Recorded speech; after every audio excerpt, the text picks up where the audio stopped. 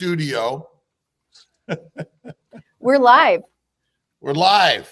Good morning, y'all. On Mighty Tribe, AMT, Dr. Kilt's Instagram, and of course YouTube, Facebook, and we have the mighty Adam Lacey here for Healing Humanity.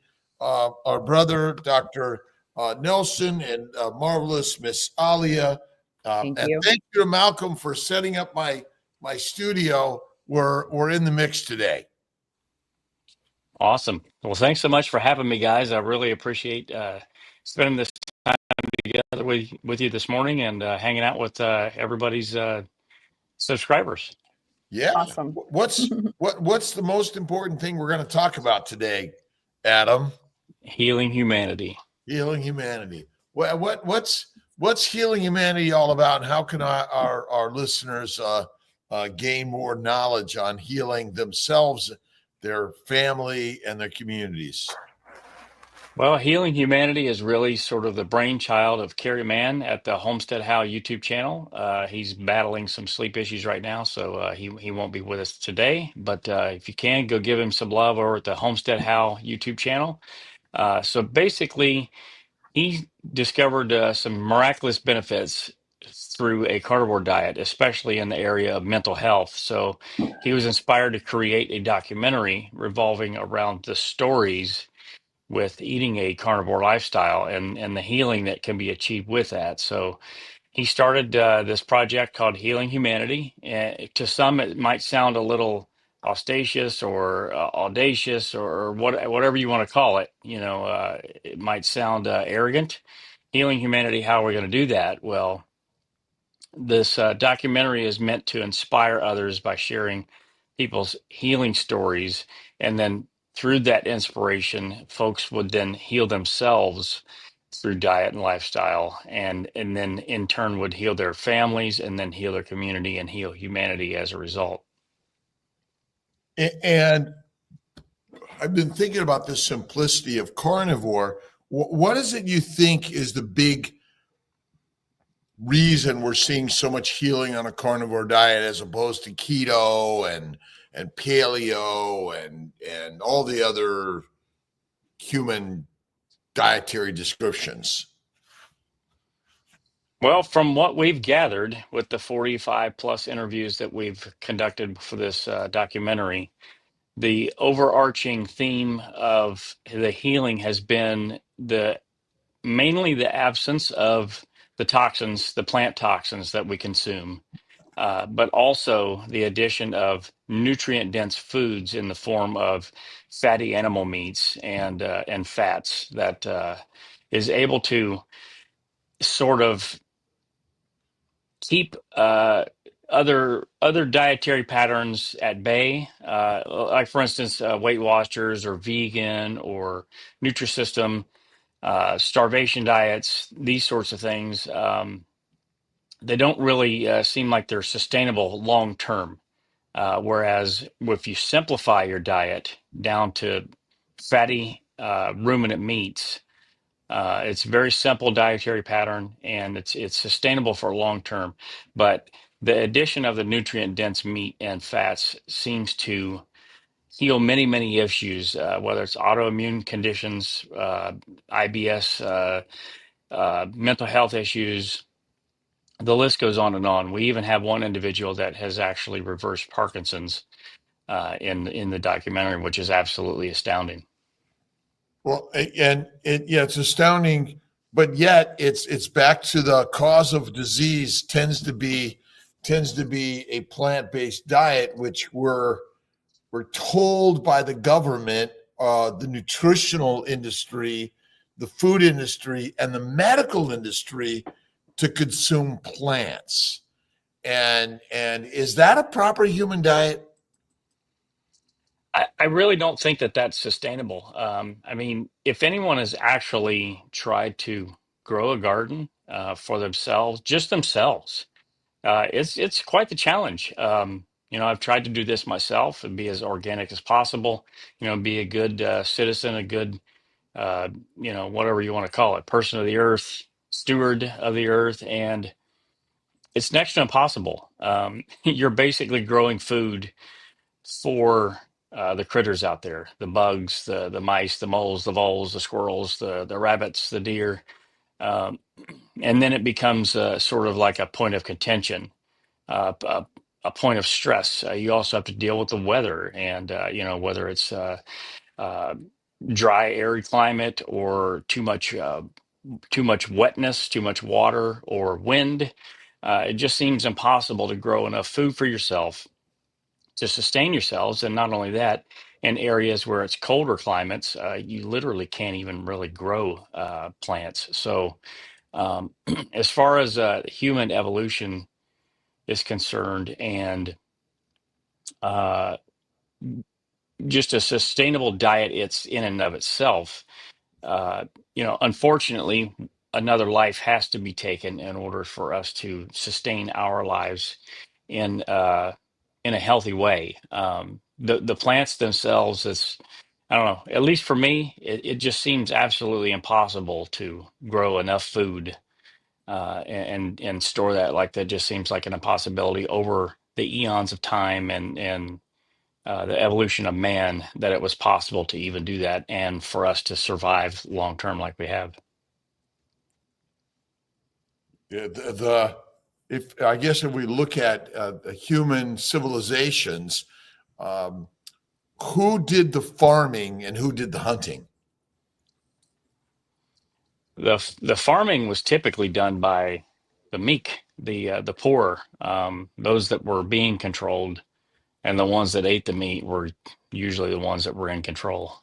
Yeah. Richard Hepburn on Kilt's Mighty Tribe. Hey, Adam, I Hello. had terrible vitiligo, like you from Meniere's disease, have reversed all symptoms.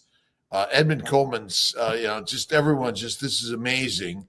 Awesome. Paul Young asked if there's a contraindication with the carnivore diet and Lupron. What's the contraindication for a carnivore diet? Plants. Well, I guess if you're a cow, Right. right? I mean, if you're Oh a yeah, right. cow or a sheep, that'd be. Are plants live sentient organisms? I believe they are. Sure, they are. Is an E. coli, bacteria or viruses, a live sentient being that has the same drive to grow their families, communities, and thrive and survive? Absolutely. And tell us the diseases that you've healed over your course on carnivore, Adam. Oh wow.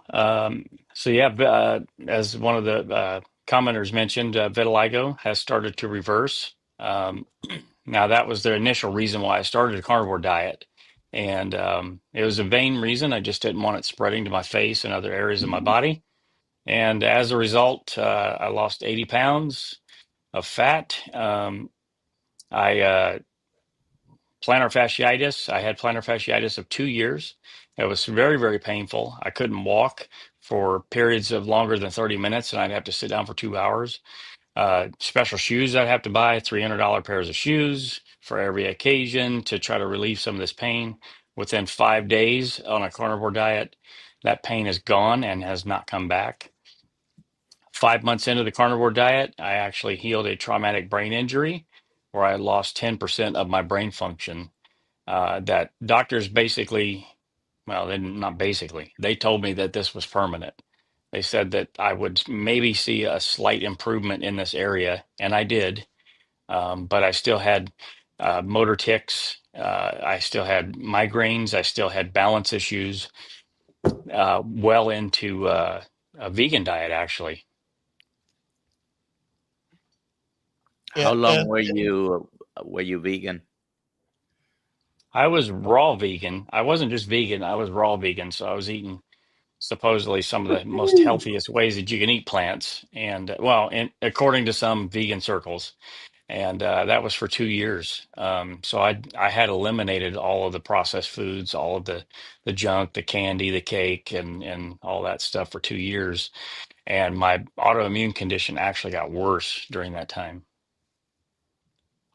junk and healthy, are those the lexicon for any animal that looks at things and say this is healthy and this is bad? Or really is this just masterfully marketed, manipulated words? Like, does organic really matter? Is organic, what isn't organic? What does the term organic even mean? I agree with you 100%. I believe that's all marketing. That's all smoke and mirrors. It's impossible to have something that's even what they deem as actually organic. It's next to impossible to even achieve whatever it is that they're marketing in regards to organic. So everything is organic. If you think about it. Yeah, it's that everything again. Organic matter is, if you think about it, that's so. This idea when we use it, it's a marketing manipulated message for people to like. Well, I need this, and I need this, and I got to eat this. I mean, have we proven the difference between grain finished and grass finished?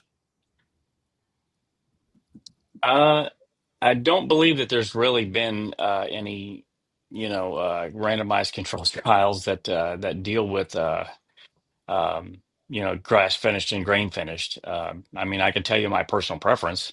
I prefer the taste of the grain finished. Now they say that grass finished is slightly higher in omega threes than omega sixes. But again, intuitively, I don't think humans don't eat that way. We don't eat based upon a dietary pattern that's based on tests and trials and things like that. If it's good, we eat it. If it's not, we don't eat it. Usually, if it smells bad, don't touch it. If it doesn't That's smell, right. you can eat it, Dr. Nelson. That's a very good test. Right. I have a right. question. You mentioned several things. I want to unpack a couple of things here. First of all, let's go back to the title of the documentary. If you can give me the full name of the documentary, title and subtitle. What is it? The documentary is called Healing Humanity, and the tagline is the power of a proper human diet. Okay. And you mentioned weight loss, personal weight loss, and you mentioned other programs out there. If you listen to Dr. Eric Westman, he says this quite a bit. You can be healthy in many ways, and you can lose weight in many ways, and you can actually reverse diabetes in many ways. The ways are these. Number one, on a very restricted, low calorie, low fat diet. But most people cannot sustain that. One of the things that a lot of critics out there have is, oh, keto or low carb or carnivore is not sustainable. I think that having gone through many of those programs since my teenage years and having lost, a bunch of weight, 30, 40 pounds on different things, which I always regained, you cannot sustain being hungry. Hunger always wins. So Always. you were not doing this in the beginning for weight loss, but you found yourself having lost some weight loss. So what's different between this and other diets? Even reversing diabetes, it can be done with low calorie. It can be done with gastric bariatric surgeries, all of them. Fasting. Mm-hmm. It can be Fasting. done. One meal a day. But I think, and I'm asking you to give me your opinion on the sustainability, because when you compare many of these things, you have hunger. And if you're hungry, you could have as much willpower of you think, but eventually hunger always wins. Is that correct? That's true. So I happen to agree with you 1,000%. I've tried to lose weight in the past. Not, it wasn't really a vanity thing. It was just, I got tired of bending down and I can't tie my shoes without getting out of breath, right? Or I can't climb a flight of stairs. Didn't have the energy to really exercise like I wanted to and get fit. So I've tried the Nutrisystem, the Weight Watchers, the calorie deficit, essentially starvation diets. And at least for me, none of that was sustainable. I've been on a carnivore diet now for 2 months or 2 years and 2 months. And this is literally of all the diets, including the standard American diet, that I have been able to sustain.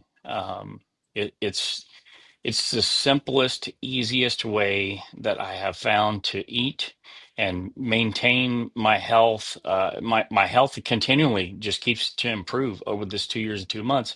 Things just keep getting better and better for me, which seems next to impossible. Here I am. I'm going on 50 years old, and I sprint. Like right now, I'm in an outbuilding from our house, and I sprint from here to the house. And let me tell you, when I was 46, and to me, 46 was like, okay, I guess this is when you get fat. This is when you start getting all these health issues. Your health starts declining. This is just the way that it goes. And a lot in my family, they pass away around 65 years of age. So, if you're pushing mid 40s into 50, it's just essentially all downhill from here. And this is when you start gathering together with your friends to complain about all the ailments and health issues and things like that are going on in your life. All the things that annoyed you when you were younger. This is the time when that stuff starts in your life. So you're right. This way of eating to me is 1,000 times more sustainable than anything else I've ever done in the past. So for thousands of years, food was scarce. And our directive, as Dr. Nelson is, starvation is the side we want to stay away from. So eating what's edible is what we focused on. And in so many ways, our plant-based diets filled that box, essentially. And but now we're learning more that a primarily plant protein low fat diet, plant animal low animal fat diet, and eating as frequent as eat may be the thing that is the worst thing, more than anything. And you think it's just it's been such a anti-meat diet, and I just Carrie gifted me a book by Schlenk, Eat Meat 3 times a day, and rather than 3 times a week or 3 times a month. And maybe it's just we lost our focus on eating fatty red meat, and could it be as simple as that? I definitely think that's the case. And that goes back to what I mentioned with growing a garden. I mean, if you're waiting on carrots to grow or potatoes to grow or anything else, even radishes. I mean, radishes are some of the quickest growing plants that you can actually eat, and lettuce. I mean, you're still talking a week to 2 weeks before you can eat anything. And if you're waiting around for that stuff, you're gonna pass away. And from an evolutionary perspective, you're not gonna last very long. So you're gonna have to learn to eat the meat, and like the book mentions, 3 times a day. Now, whatever it is for your particular physiology, do whatever works for you. But the idea in the book, I think, is definitely something that most people should consider in regards to their actual human health. Do we have different physiology? Uh, not really. All humans are essentially the same. You may have epigenetics comes into play. There's different situations and things that can change how Yeah. a person might react. But it's typically usually to plants. How they would react to a toxin as opposed to how they're going to react to a steak, if you will. We have a few Oh, where'd questions he here. go? Maybe Keep going. he'll Keep be going. back. Let's take some We have questions. Go ahead, Alia. Let's see. I want to answer this one from Eve. Can our microbiome control our behavior? Yes, absolutely. Have you ever had parasites? What do you crave? Dairy and cheesecake and ice cream. Have you ever had candida? What do you crave? Sugar. Absolutely. The microbiome controls our behavior. Is the microbiome good for you? It depends on what the microbiome is, I guess. Well, which By and microbes? large, not really. Which microbes Because are good for you? Which that one ones? I can't tell you. Whatever ones that are in my gut right now, Oh, I don't know about that. Well, aren't microbes everywhere? they are. But How by do and they- large, microbes are not really good for us. Would you put But them in our bloodstream? I wouldn't. So we've been convinced of something that maybe isn't true. Just like a plant paradigm, the plant diet is the best thing for you. I just wanted to show Schlink, FJ Schlink, SCHLINK, meat 3 times a day. It's on Amazon. Highly recommend it. Someone asked about that. Yeah, And that's a great book. I mean, why are we addicted to eating sweet things? What evolutionary purpose does that have? Well, I probably would defer to Well, number one, yourself or survival. Dr. Nelson on that one. Survival, Right? Yeah. right? Well, any Yeah. I guess craving or ingestion of any sort of fuel source is definitely going to boil down to survival. We're not, I was going to say, we're not that smart, right? Like, That's right. if you came across a very ripe fruit tree, was it your job to have one bite and walk away? No, you would eat until you were full and then you'd walk away. Or you'd probably take a nap. True. Yeah, definitely. In Dr. Kiltz's case, you'd be taking a nap. Oh man, I'm a napper, and we know that feeling for Carrie taking a nap right now. Right. And do you think tell us? Do you think maybe Dr. Nelson could aid in this too? But Adam, you guys have been studying a lot of people. Should we nap more? I think we probably should sleep when we're tired and be awake when we're not. I mean, that just seems the most intuitive way to do things, as opposed to falling victim or just being suggested by others that what's best for you. I mean, it just makes sense. If you're tired, sleep. If you're not, don't sleep. Right? Is coffee, caffeine, and energy drinks good for us? Yes. I would say no. Ollie obviously would argue that. So in the past, yeah, I've been addicted to those things. I think that our bodies they're like a Porsche or a Ferrari or a Sorry. Lamborghini, right? Yeah. And they are very good at regulating and modulating a lot of toxins that we ingest. And it may seem like that these things are not really affecting us, but I think if people are really being honest with themselves, it probably really is affecting themselves if they really looked at it closely. And at least for me, caffeine it's definitely a drug. It's definitely an addictive drug. Even if you can go off of it and back on it, you can usually find that your sleep patterns are somewhat disrupted, or other areas of your life are being affected by caffeine. And caffeine comes from Plants. Yep. plants. Yep. And so we've been driven to consume them in a way that I wonder if it's part of that mission to keep you going to work. Oh, I'm sure. Absolutely. But yeah, and to keep you to continue to buy a product, right? Right. Right. Yeah. Mhm. Why else would anybody purchase burnt embryo juice, right? I just have this up here so we could talk about this for a second, but the hashtag today is hashtag Yuma, and I'm going to donate a ticket. Kilt's Health is going to donate a ticket to the winner, or the winner is going to get a ticket from Kilt's Health. So put Oh, hashtag awesome. Yuma into the chat.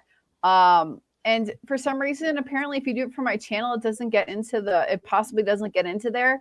So into the giveaway. So just hop over if you're watching on my channel and put hashtag Yuma into Dr. Kiltz's. And I think that should resolve it. Someone, Jonathan, mentioned that he's not getting into the giveaways. So I think that might be the problem with it. Yeah, burnt embryo juice. I love it. It sounds so disgusting now. Richard Hepburn says he naps 30 minutes a day. Yesterday, I took a 40-minute nap. Typically, I do 1 or 2 10-minute naps a day. I'm a napper. Look at dogs and cats and lions and wolves, they nap. So this idea that I don't get 6, 7, 8. I don't get 8 hours of sleep straight. I maybe get 5 to 7. Get up early, go to bed early, take some naps. I think this idea that you must get this straight sleep, BS. Thank you. Make me feel so much better because my children wake me up multiple times a night. There you go. It's BS. If anybody's telling you that you need to do something, it's typically this. There's probably something wrong with that. George Rosansky on KMT. Schlink lived to be 104. Another 50 years after he published this book in 1946. He's a great guy. Wow. Great story. But he's not saying you can't eat plants.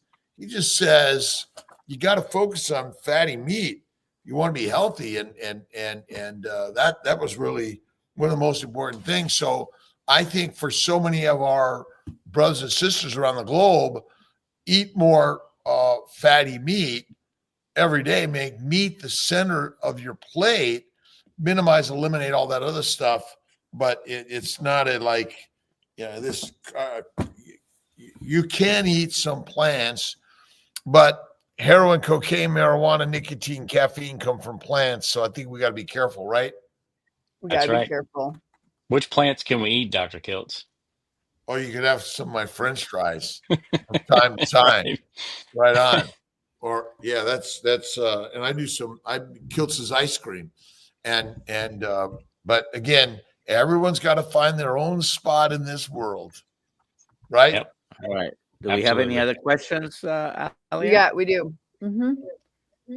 Here we go. Chris, Alia, many bacons have sugar. Is this the cure to sweets? I say find the bacon without sugar. That's the answer to that question. Because there's bacon without sugar. All meat has sugar. Yes, all meat has all sugar. Organisms have a glycocalyx. But bacon typically is done with adding sugar, and you can find some sugar-free. It's cured in sugar, although sometimes they inject it into the meat too, right? Mm-hmm. But it might go. Is the cured bacon our problem? No. It's a solution. Probably Snickers bars are the problem. Yeah, Doritos. But I would say it's salad. Nature's toilet paper. Salad. Nature's toilet paper, salad, deadly. I can eat the Snickers bar and not get like IBS. I can eat salad and I'll be on the toilet. So I think that's true. Well, my point is that is true. Yeah. And the reason is because unless you're allergic to peanuts. Mm. In general, the simple sugars are digested quickly and they don't feed the microbes. Remember, the microbiome is flourishing in a complex carbohydrate environment. That means they're making alcohol, heat, gas, and they're always fed well. But again, I would say a cookie, cake, or ice cream, small amounts and frequently, are not the cause of your diseases. Which There is you kind go. of I agree. All right, we got some more questions. Oh, let's see if I can pronounce this. Do exogenous ketones help someone get into ketosis or just allow people to get benefits of ketones? Dr. Nelson. First of all, maybe I missed it, but I didn't hear Adam say that he is a Nutrition Network advisor. Okay. Just That I am. what do you think about exogenous ketones, Adam? Well, I mean, let's see. Let's go over the question. Does exogenous ketones help someone get into ketosis, or just allow people to get the benefits of ketones? Well, I think the most important thing for this question would be the elimination of carbohydrates to start with. That would be the first step in order to get into ketosis, and then I would probably do some testing, just with ketone strips or other methods to see if you actually are in ketosis or not. And then maybe consider using or taking exogenous ketones from there. Typically, humans, we don't need to consume anything extra in order to get into ketosis. So I'd be interested in hearing what you have to say about that, Dr. Nelson. So ketosis, to me, it's very important in specific circumstances. You might want to track and be in ketosis more often, and this includes anything that has to do with your central nervous system, your brain and nerves, and if you're battling certain things like cancer, those things in particular. There is plenty of science to back that up, and if you're in the middle of battling something like that, then I would worry, not worry, but make it a point to try to be in ketosis. Using exogenous ketones is not as good as you priming your body to make the ketones. But having gone through a couple of those things I just mentioned on a personal basis, I did use exogenous ketones when I was getting my treatments once a week. I was doing fasting. I was incorporating many of these things. I was using some plant extracts that are known to be inhibitors of glutamate enzymes because of Dr. Seyfried specific studies. So I was battling something for which, do I need to worry about being in ketosis? There are some people who argue for that. The exogenous ketones don't last a lot. You do have to consume them 2 or even 3 times a day if you want them to have an effect. But the best way is priming your body to do that for you. And you need to track it, Dr. Kiltz, for most people. let's see. Yeah, You I need- mean, I think if you're looking to sort of be in that ketotic state because of therapeutic reasons, I think the answer would be yes. Obviously, Otherwise, things like that. Otherwise, no. Data's doo-doo.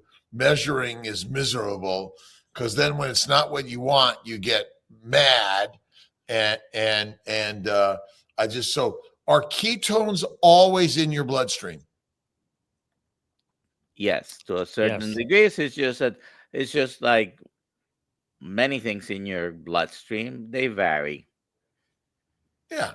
So ketones are normal in the blood, but they're higher in times of fasting and starvation, and that's because your glucose levels are lowest, because most people's glucose levels are artificially elevated because their gut is always full of food from the day they're born to the day they die.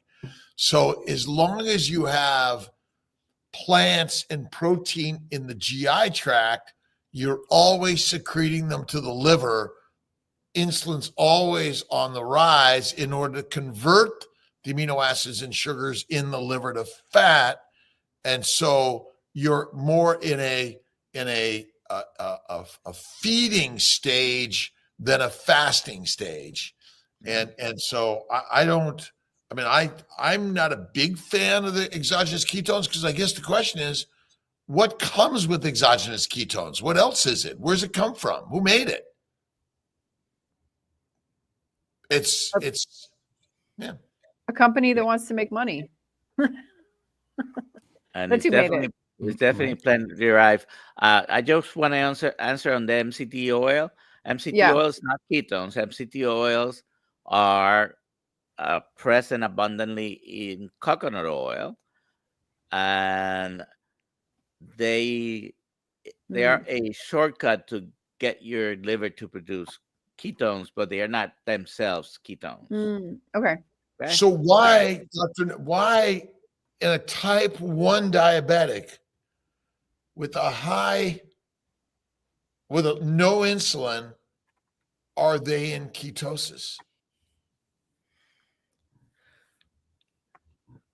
Well, it is by the way, a separate process which people sometimes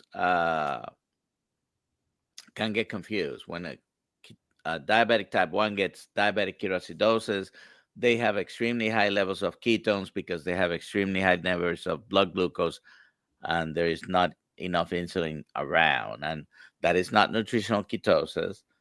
This is definitely you're ill. Not good. Your beta hydroxybutyrate might be 15 or higher. We're not talking about those numbers. We get into nutritional ketosis fairly easy, especially if you do fasting. Once you're on your second, third day of fasting, you're going to be in ketosis. But all out low carbohydrate diets, to a certain degree, will be a ketogenic diet. This is why we call them keto. Keto is nothing but a short word for ketogenic. And let's move on from ketones. We have other questions. This question, Zaid, she's 6 weeks pregnant. Her TSH is 5.103, more than needed. T4 is 12.2, normal as report. T3, 1.76, normal as report. Should I be worried for TSH? Please answer. And she says that her doctor is prescribing her this drug, 25 milligrams of thyroxine. Should she take it, and should she be worried? Dr. Kiltz. That one's for you. Go back to that other part. Let me find the other question. So her T3, T4 are normal. TSH is high. Properly risen to keep her values normal. Technically, they're in normal range but we've sort of created this concept that TSH must be under 2.5 in pregnancy or pre-pregnancy, which I don't know. She is pregnant though. She's 6 weeks pregnant. Right. I want you to emphasize this.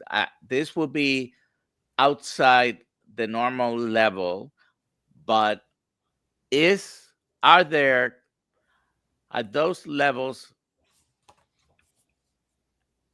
I'm trying to prompt the right question for you. I know the answer, but is that a normal happening with pregnancy? The first trimester, your TSH, does it go up? We see it often go up in early pregnancy. And so I think we're over analyzing most of this information. 25 micrograms of thyroid hormone is so you take it, your TSH will drop a little bit, your T3, T4 will go up a little bit. You'll be like, oh, okay, now I feel better. if that's what you're looking for, then you can take it. But again, now I would recheck these values on a regular basis and see where they're falling in all this. But the 25, personally, I would say just take it. Okay, good. Let's see. So I've been chatting with Kat in the chat. She says, I'm 65 years old. How can I start the carnivore diet? That's an Adam question. Kills is keto and carnivore. Yes. I was going to answer that myself. Go ahead, Dr. Nelson. Well, go to Kills Mighty Tribe, sign up for free. The link, I think Alia put the link, but drkills.com. I'll do it. drkills.com, yeah. And you sign up for the free membership, and you have one option there right now to buy our 30-day course, which is based basically on just what he showed, this book. And you can also buy the book. I don't know if the link is very easily findable there. And we're going to do a starter course, more details to come, where you can have one of us go through the course with you on your first 30 days. But are there any other free resources out there? There's plenty, and you can also go to this wonderful community. We often participate and co-sponsor Healing Humanity. Why don't you tell us about that, Adam? Yeah, that's a really great mention there, Dr. Nelson. Thank you. So if you're looking to start the carnivore diet, I agree with them 1,000%. Dr. Kiltz already has a course put together for this. He's got a book. It's really super simple. The acronym that you have for your book, Dr. Kiltz, is babies? Bacon, eggs, butter, beef. It's babies. It's pronounced babies. Bacon, eggs, butter, beef, salt. Okay, there's a little ice cream in there. Don't lose your shirt over it. Right. Oh, I can't take dairy. All right, don't. Right. Yeah. So this is carnivore diet is essentially the easiest diet that you're ever going to encounter. Typically, a lot of people don't really need much help unless they're eating sort of the wrong foods. They're not eating enough fat, things like that. It's more so the troubleshooting is where you're going to need help, and that's where programs like Kilt's Mighty Tribe is going to help out. That's where the book's going to help out. That's YouTube University coming on live streams like this, asking your questions is going to help you out a lot. And as Dr. Nelson mentioned, as part of the Healing Humanity documentary, we also have a membership site there, Healing Humanity Life. We have a Carnivore Diets Foundation course inside that as well. That kind of walks you through it.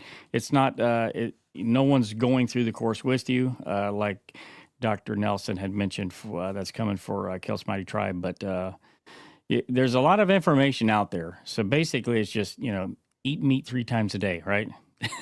I think if we're working that Dr. Nelson is going to be on 3 times a week, going through courses. We're going to actually create a certification course for people. So join up, purchase that part of the course. You'll get a certification that you too will be an expert in metabolic and health for you, because we're all capable of it, right? Absolutely. Just eat meat. Yeah, eat the meat, be the master.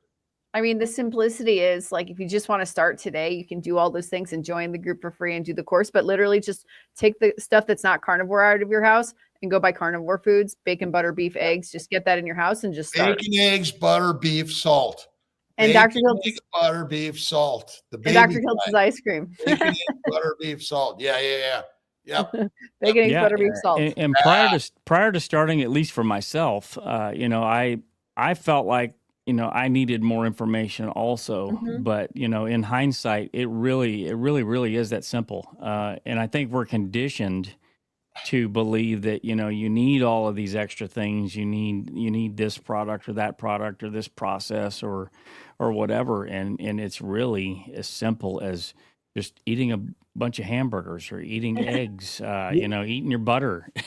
We're making a workbook also. Dr. Nelson and Ali are working on a workbook, which you could simply will be able to buy on Amazon, go through the workbook, and then receive a certification that you've completed the workbook, and you now are a certified ketosis keto carnivore coach.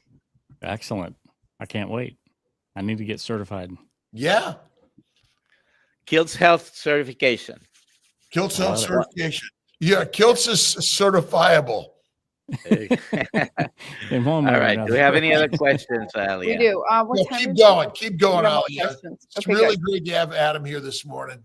Love it. Adam, you should be a regular. Adam, how long did it take for you to heal? The vitiligo is still healing, but everything else is pretty much healed. Now, I would say my wife would probably argue in a couple of those areas. Like mentally? Right.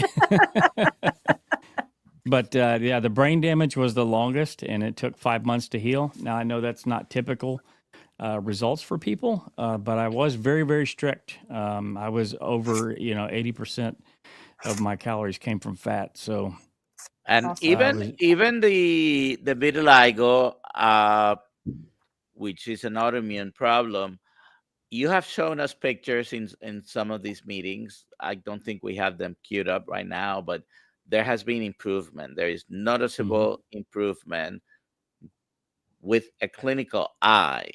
You can see a little bit of difference, significant difference, I would say, in the vitiligo. And some of these things, just from the anecdotal information that's out there, you could be still improving autoimmune problems for years before you can say this is completely reversed or cured or whatever word you want to use. But there are some people having, you mentioned Parkinson's, and I know Alzheimer's, and other things like all the autoimmune problems, and the list is long, definitely long. Do we have a absolute proof without a doubt with randomized control, studies? For some of them, they are already a little bit of, but no. I mean, are you going to wait for that? If you can do a 30-day trial and 60 days, 90-day trial? Well, let me ask you something, Dr. Nelson. This is a good one. So since the introduction of the scientific method by the Rockefellers in the Flexner Report, which basically converted our science the way we're supposed to do it, can you say that we've gotten healthier or more sick? Healthier since when, you mean?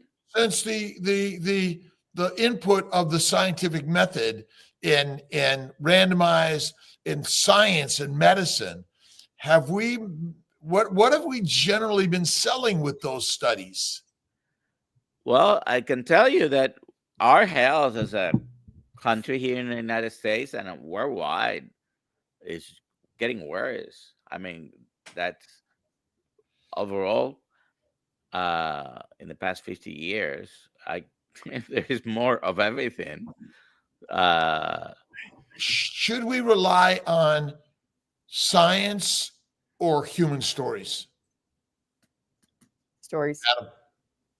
I definitely believe we should rely on human stories. Now, that's not to say that science isn't important or that it can't provide some sort of value in our lives. But the stories, in my opinion, are going to be much more impactful to get people to move from point A to point B and take action on their health. Well, the question back to you will be, have we been relying on stories for thousands of years?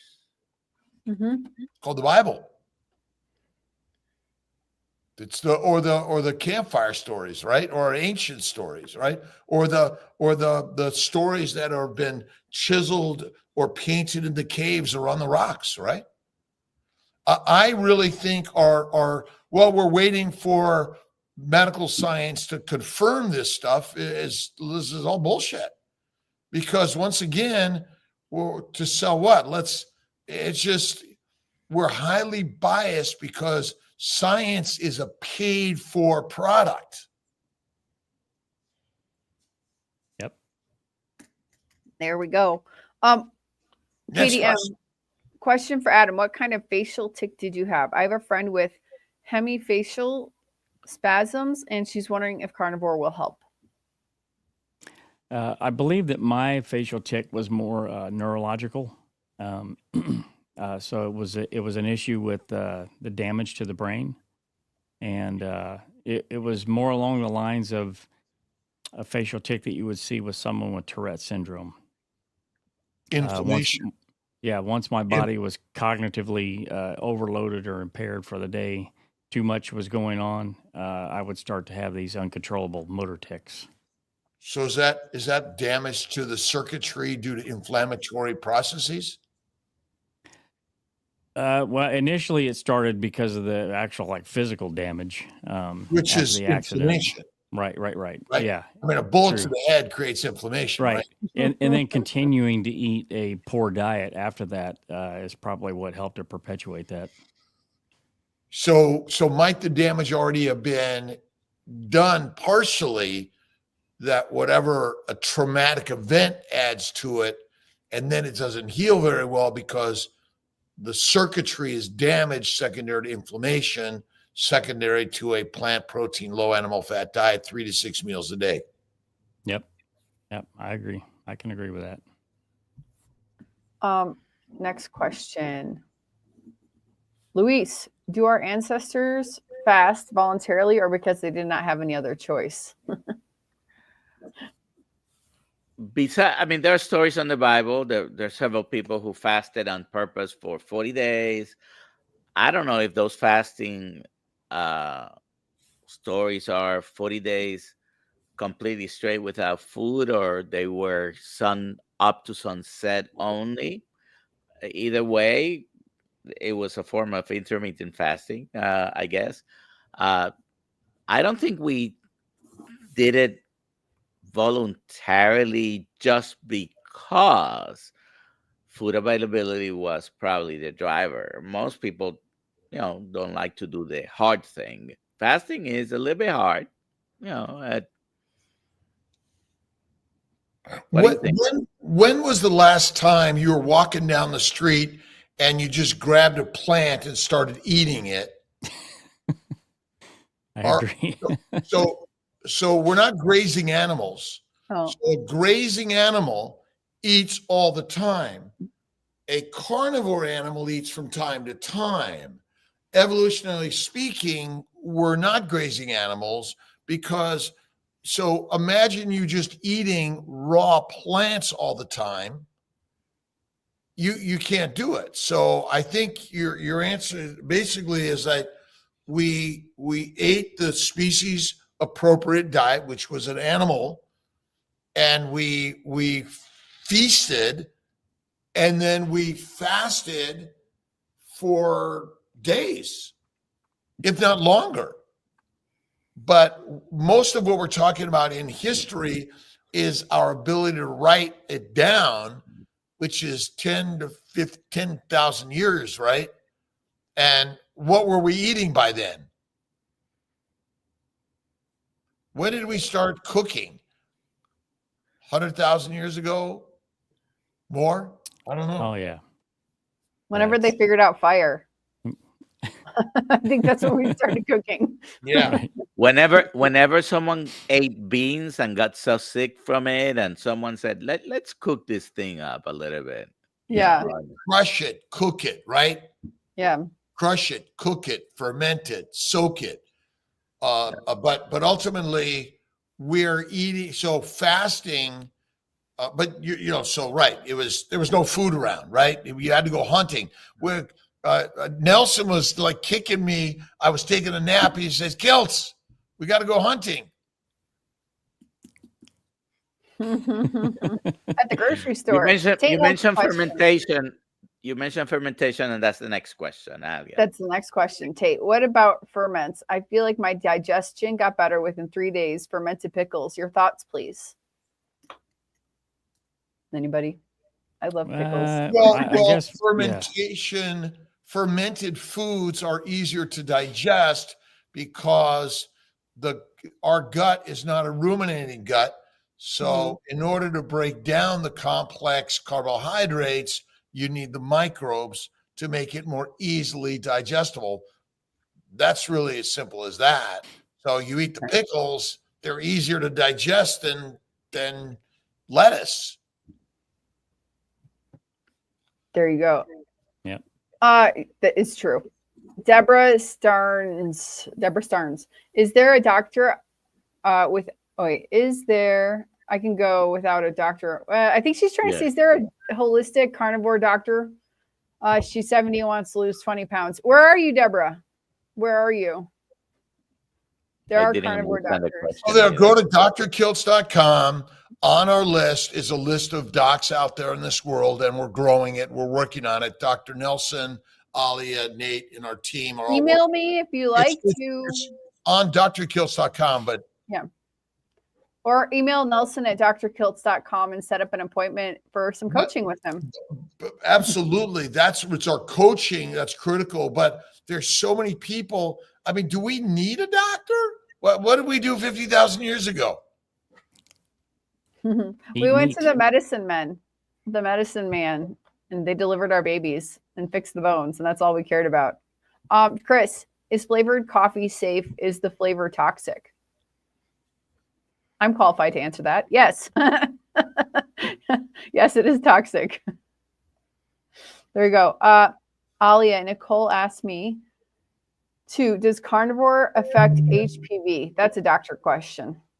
Does carnivore affect HPV? Well, where do bacteria, yeast, and viruses grow the most? In the gut? On the plants. Oh, on the plants. Oh, okay. Yep. And so when you go carnivore, what are you missing? The plant microbes. That makes sense? There you go. Exactly. I want to just answer this. Deborah, to test your labs, you could go to, what is it called? My Labs?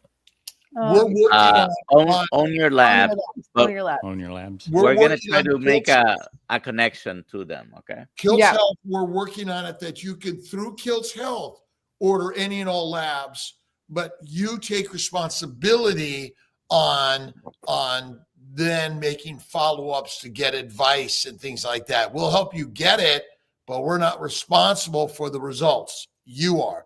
And maybe that's the problem with modern medicine, because the doctors have somehow been given the responsibility of your health. But who's really responsible for your health? Yep. You are. You are. You are. Yeah. And wouldn't you agree, Dr. Nelson, that the knowledge on internet is greater than we had going to the library? Oh my. There is no comparison. I mean, we're in April now. You'll be about 40 years when was your graduation? May or June?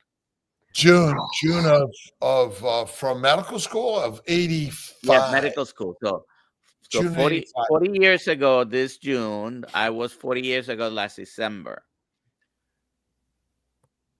The information that you, not being even a student at any place, the information available, there's no comparison. If I was in medical school studying with a textbook that was 5 to 10 years already behind, and I had to go to a library to get some more information, and all the information there was 10 to 20 years behind, and I had no other resource. Nowadays, you have almost instant updates sometimes. As soon as something is published, everybody can read it.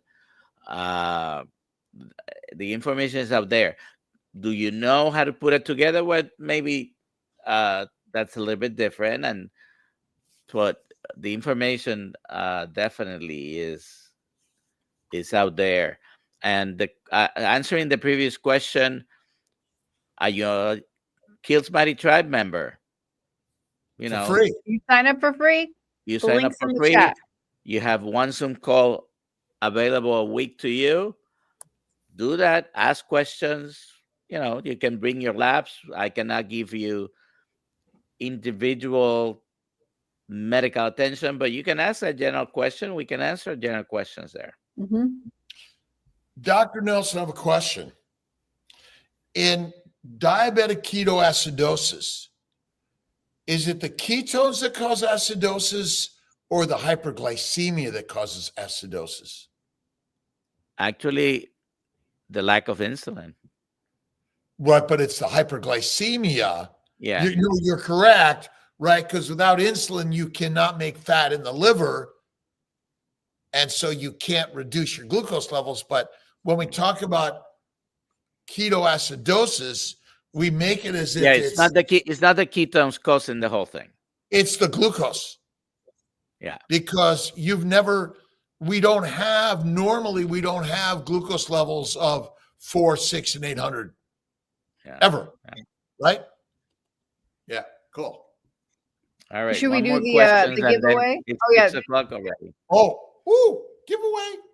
Yep. To answer So Tate's question down there real Yeah. quick, I think that's fine. And if your profile photo is correct, I would say you probably are perfectly fine eating 4 to 5 pounds of meat. yeah. I'm 155, 160 pounds, and I can eat 4 to 5 pounds of meat in one sitting occasionally. So I think you're good. Do we need that? Is that this idea we need to eat like that? No, we don't need to. No. But if Agreed. he's craving it, and that's he feels like he needs to keep eating to be satiated, I really don't see an issue with it. But I think we visualize people doing that, and our brain is once again, this idea of satiated. Well, because there's only one place for food, and that's in your body, because historically you didn't have access to food all the time, and some other organism, animal or human, is going to steal your food. So the reason we are like this is because instinctually the only place is in your belly. There you go. That's kind of interesting. So, Love all right. it. Oh, wow. There's someone with my name. Hello, Alia, right? Hashtag Yuma. Thanks for putting it there. You all got a few seconds left to put hashtag Yuma into the chat. Nobody has my name. We should be responsible for our own health. And that's why KillSalt, we're going to offer that you can get all the labs done and you can make a follow-up, but you're responsible for those labs. Great. Love it. Here we go. Hashtag Yuma. Who's winning? So this is for a ticket to the Yuma meetup. Tennessee. Thank you, Adam. Yuma, I love that. Tennessee. That's awesome. Yuma, Tennessee. Yuma, Tennessee. I'm in Yuma, Garza, Arizona. 87. Where's where's the meetup? Yuma, Tennessee, people. Congratulations. And so that's a Healing Humanity meetup. We have one in Boston. We have Seattle coming. Right. What else is coming, Adam? Boston, Seattle. There's going to be one in Bozeman, Montana. I think that SBG is hosting, but Healing Humanity will be there at that one as well. Yep, and we'll be there. And then we have some others in the works, potentially in DC area. And there's Syracuse. there's What's the a date whole for lot going on. Syracuse, Alia? Syracuse is September 27th. More Rock on. details to be worked out, but that's the date, September 27th. It's and again, we're co-supporting with Healing Humanity. Go to healinghumanity.life and join the group. A lot of great stuff there, and we're all telling stories around the globe. So thank you. Excellent community at healinghumanity.live. Well, thank you guys. I appreciate you, and thanks to everyone that joined today and submitted your questions and participated in the chat. And congratulations to the winner. Did we Yeah. hear this? Where else can we find you, Adam, please? You can find me at either at Healing Humanity Movie on almost all social networks or at Carnivore Today. is my personal endeavor with carnivore diet. So you can find me at Healing Humanity Movie or at Carnivore Today. Awesome. All right. Well, Have a great day, everyone. we're going to say goodbye. Love you all. Thanks for Love being y'all. here. See you Love y'all. tomorrow. Bye for now.